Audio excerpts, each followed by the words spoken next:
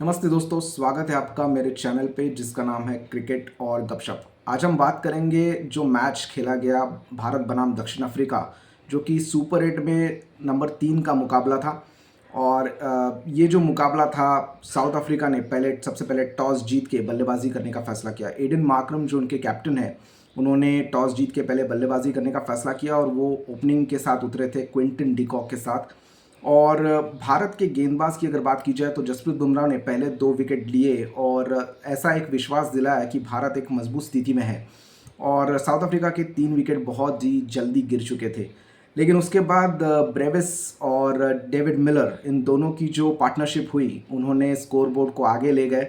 और भारत के गेंदबाज जैसे वरुण चक्रवर्ती, वॉशिंगटन सुंदर, हार्दिक पांड्या, अर्शदीप सिंह, सबकी उन्होंने पिटाई की।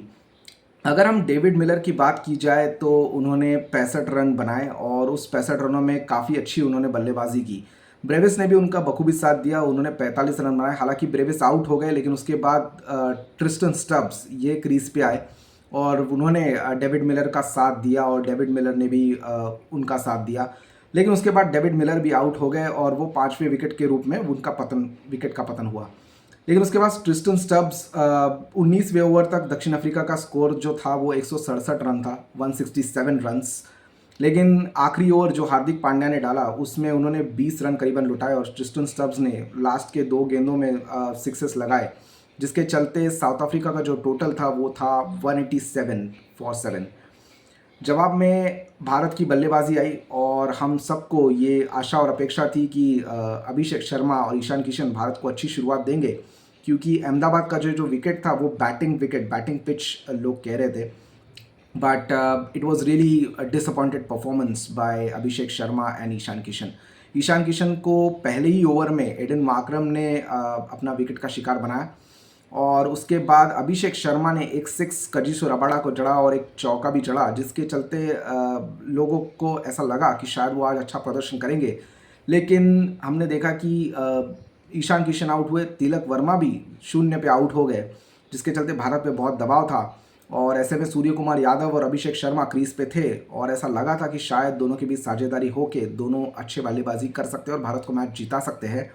लेकिन बैटिंग पिच होने के बावजूद हमने देखा कि कल भारतीय टीम किस तरह प्रेशर में आ गई। अभिषेक शर्मा 15 रन बनाकर, महज 12 गेंदों में 15 रन बनाकर वो आउट हो गए। और जिस हिसाब से उनका शॉट सिलेक्शन वो चल रहा था, जिस जिस हिसाब से वो आगे निकल के गेंद को मारने की कोशिश कर रहे थे, उनका बल्ला और गेंद का संपर्क जो है वो बिल्कुल हो नहीं रहा था। और ऐसे में उन पे काफ़ी आलोचना हुई और अभिषेक शर्मा को जैसे मोहम्मद आमिर जो पाकिस्तान के पूर्व गेंदबाज है, उन्होंने स्लॉगर तक कह दिया। उसके बाद ऐसा लगा था कि शायद अभिषेक शर्मा अपने बल्ले से जवाब देंगे, लेकिन unfortunately Abhishek Sharma couldn't perform well. इसके बाद सूर्य कुमार यादव भी कुछ आड़े तिरछे शॉट लगाने की कोशिश के चक्कर में उन्होंने अपना बॉश को विकेट गंवा दिया। बॉश ने उनका विकेट लिया और जो हिसाब से सूर्य कुमार यादव आउट हुए हैं, बहुत ही शर्मनाक बात है, क्योंकि आप T20 वर्ल्ड कप के सुपर 8 के मुकाबले में आप खेल रहे हैं।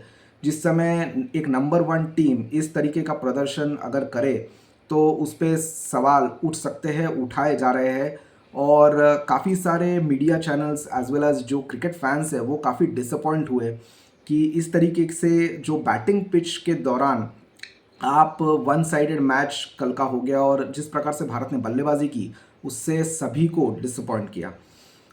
हार्दिक पांड्या, उन्होंने शिवम दुबे के साथ कुछ साझेदारी करने की कोशिश की, लेकिन रन्स न बनने की वजह से प्रेशर उन पे इतना था कि हार्दिक पांड्या 6 लगाने के चक्कर में बाउंड्री लाइन पे आउट हो गए और उनका विकेट जो है केशव महाराज ने लिया और उनका कैच जो है ट्रिस्टन स्टब्स ने लिया।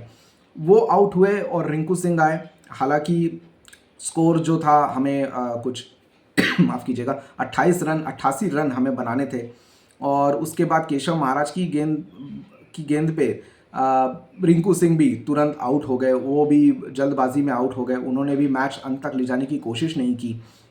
आज अगर हम बात करें तो नेट रन रेट के हिसाब से मैच को 20 ओवर तक खेलना बेहद ज़रूरी था और वो जो रनों का फासला था उसे भी कम करना बेहद ज़रूरी था। लेकिन रिंकू सिंह भी आउट हो गए, उसके बाद अर्शदीप आए और वो भी आउट हो गए। शिवम दुबे अकेले थे, वन मैन आर्मी। उन्होंने कजिसो रबाडा के ओवर में 2 6 जड़े, एक उम्मीद, एक लाइट ऑफ होप उन्होंने ज़रूर कायम बना के रखी। लेकिन अकेले शिवम दुबे क्या कर सकते हैं ये तो सभी को पता था, क्योंकि गेंदें बहुत कम थी। ओवर्स कम होने की वजह से इतने रन्स बनाना शिवम दुबे के लिए आसान नहीं था। और अ, अगर आपके दूसरे बल्लेबाज, अगर वो कोई प्रॉपर बैट्समैन नहीं है, वो सिर्फ गेंदबाज है, तो आप स्ट्राइक भी रोटेट नहीं कर सकते, जिसके चलते आपका प्रेशर कुछ थोड़ा सा कम हो। लेकिन शिवम दुबे ने 42 रन बनाए, उनका एक कैच भी छूटा जब वो 31 रन पे थे, और वो मारने के चक्कर में, वो रन्स बनाने के चक्कर में उनका एक कैच जो है वो छूटा डेविड मिलर से। लेकिन उसके बाद वो उन्होंने कोशिश की, एक बाउंड्री भी लगाई, लेकिन वो 42 रन पे उनका विकेट गया और भारत 111 रन पे ऑल आउट हो गया। ये मैच साउथ अफ्रीका ने 76 रन से, मतलब 76 रनों से जीत लिया, और सुपर 8 के मुकाबले में वो उन्होंने अब हमारे ग्रुप में जो है अव्वल स्थान अभी तक हासिल कर लिया है। भारत का अगला मुकाबला जिम्बाब्वे के साथ है, और ऐसी सोच है और ऐसा इस तरीके की बल्लेबाजी हुई है और गेंदबाजी भी जिस तरीके से हुई है, ये चिंता का विषय है। भारतीय कप्तान सूर्य कुमार यादव, कोच गौतम गंभीर और इंडियन टीम मैनेजमेंट मेरे ख्याल से ज़रूर इस पे फैसला करेगी, क्योंकि ये जो निराशाजनक बल्लेबाजी हुई है वो भी इस तरह की बैटिंग पिच पे, जो अहमदाबाद की बैटिंग पिच है, उस तरीके के बैटिंग पिच पे अगर हमारी टीम 111 पे ऑल आउट हो जाती है तो ये ज़रूर चिंता करने वाली बात है। क्योंकि इससे पहले भारतीय टीम उसी मैदान पे नीदरलैंड के साथ मैच खेल चुकी थी और उन्होंने मैचेस जीते भी थे। इसके अलावा भी जो बायलैटरल सीरीज़ हुई थी न्यूजीलैंड के साथ और दक्षिण अफ्रीका के साथ, उसमें भी एक आधा मैच कोई अहमदाबाद में खेला गया था, जिसके चलते भारत को उन कंडीशंस का, उन परिस्थितियों का बखूबी ज्ञान था। लेकिन जिस तरीके से भारत ने कल बल्लेबाजी की, काफ़ी निराशा हुई, हर तरफ उनकी आलोचना हो रही है। अगर गेंदबाजी की भी बात की जाए तो वरुण चक्रवर्ती कल बहुत ही महंगे साबित हुए।